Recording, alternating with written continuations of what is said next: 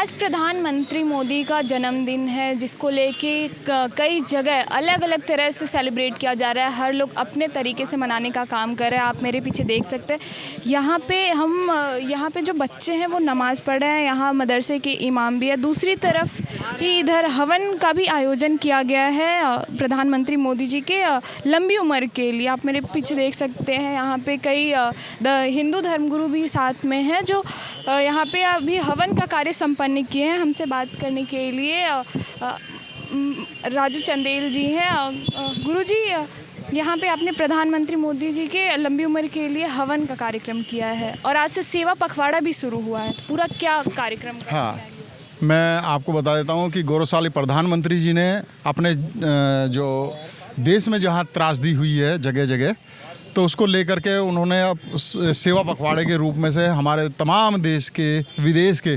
Party और संगठन और सनातनी लोगों ने, क्योंकि आज ये कार्यक्रम रखे हैं उनके लिए यज्ञ हवन, जैसे कि हमारे बंधुओं ने कुरान शरीफ का भी पाठ किया, उन्होंने उनकी लंबी आयु के लिए एक सर्वधर्म सम्मेलन के रूप में इस तरह हमारे आचार्य जी जो कि बड़े विद्वान हैं, इन्होंने हवन का कार्यक्रम यहाँ आयोजन कराया गया।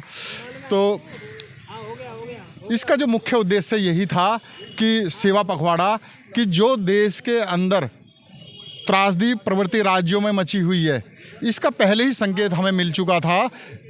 12 अप्रैल 2025 को जगन्नाथ जो टेंपल है, मंदिर है, उसमें इस चीज़ का जो गरुड़ राज पक्षी है, उसने मंदिर का जो ध्वज है उसको ले उड़े थे।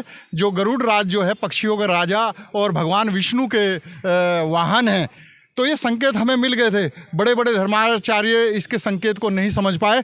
जो आज त्रासदी पूरे पर्वतीय राज्यों में, देश में जो ये मानव जिंदगियां खतरे में पड़ी हुई है, तो मैं तमाम धर्माचार्यों से, अपने महामंडलेश्वर से, शंकराचार्यों से यही कहना चाहता हूँ कि उस संकेत को मद्देनजर रखते हुए कि और कोई विपत्ता संकट इस देश पे, मानव जिंदगियों पे ना आए, उसके लिए जगह जगह हवन यज्ञ का आयोजन किया जाए, जिससे कि ये प्राकृतिक आपदाएं, देखिए इस महीने में जो कि भादव भी निकल गया, इस महीने में कैडी धूप निकलती है और पर्वतीय राज्यों में बाढ़, बारिश, बादल आज भी फट रहे हैं। इतनी त्रासदी देखने को मिल रही है, पहले कभी नहीं। ये कलयुग का मैं कहता हूँ कि एक जो प्रकोप है वो देखने को मिल रहा है। मानव जिंदगियों पे ये संकट ना है, इससे बचा रहे। और हमारे देश के गौरवशाली प्रधानमंत्री जिस प्रकार देश को अखंड भारत की तरफ लेकर के चले, अखंड भारत बनने जा रहा है और देश विश्व गुरु बन चुका है।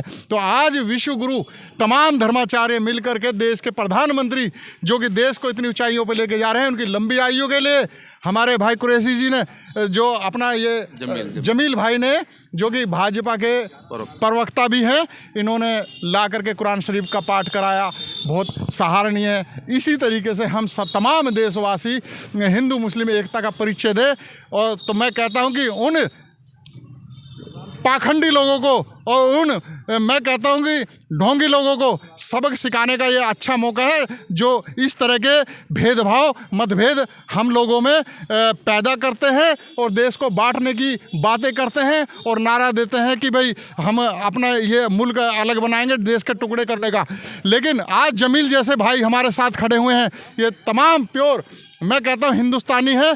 पहले सबसे पहले हमारा देश है, उसके बाद धर्म है। हम तो एक चीज़ कहते हैं कि जो हमारा देश है उसको हमें सबसे पहले आगे लेके चलना है। अभी कश्मीर की बात जैसे आपने कहा कि राष्ट्रीय चिन्ह को जो इन लोगों ने मैं कहता हूं कि उसका अपमान किया है। मैं कहता हूं कि लोग जो इस तरह की बातें करते हैं वो नोट रखना बंद कर दें। वो लोग लेकर के धार्मिक स्थलों पे लेके जाते हैं, नोट को लेके जाते हैं, पासपोर्ट को लेके जाते हैं, इन सब चीज़ों को भी छोड़ दें। तो यही एक संदेश है भाईचारे, एकता और देश के प्रधानमंत्री और देश के नेतृत्व को मजबूत करने के लिए मेरे भाई जमील भाई ने आज जो एक साहसिक कदम उठाया है, मैं कहता हूँ ऐसा ही तमाम इस्लामिक मुल्कों को इनसे सबक और सीख लेनी चाहिए कि पहला मेरा मुल्क है, पहला मेरा देश है और पहले हमारा ये वतन है। हमारे साथ बात करने के लिए बीजेपी अल्पसंख्यक मोर्चा जामिल खान जी भी हैं। जामिल जी, आपने पूरे जो धर्म के लोग हैं सभी को आज सम्मिलित इकट्ठे करने का काम किया है, क्या आया विचार है इस मतलब ये कार्यक्रम को करने के पीछे क्या आपके उद्देश्य है, किस तरह से आप मतलब ये चीज़ें मैनेज की है सारी? देखिए, इसमें मैनेज करने की कोई बात ही नहीं है। ये तो हमारे श्री नरेंद्र मोदी जी का जन्मदिन की बात है, तो इसमें खुशी का दिन है आज हमारा। तो इनको पता लगा कि मैंने यहाँ पे बच्चों को बुलाया मदरसे से, उनके लंबी आयु के लिए, लंबी उम्र के लिए, उनके लिए दुआ कर रहे हैं बच्चे। तो इसमें सारे धर्म के लोग आके उनके लिए दुआ कर रहे हैं लंबी उम्र के लिए। तो अभी भंडारे का भी हमने कार्यक्रम रखा है। भंडारे उनके नाम पे भंडारे बांटेंगे और सब लोगों को बैठा के खिलाएंगे भी। हमसे बात करने के बहुत बहुत धन्यवाद। जैसा कि गुरु जी ने भी कहा है और जमील खान जी ने भी कहा कि सब सर्वोपरि हमारा देश है, फिर हमारा धर्म, और यहाँ पे आज इन्होंने करके भी दिखाया है। वीडियो जर्नलिस्ट साजिद के साथ मैं गरिमा त्रिपाठी, दिल्ली।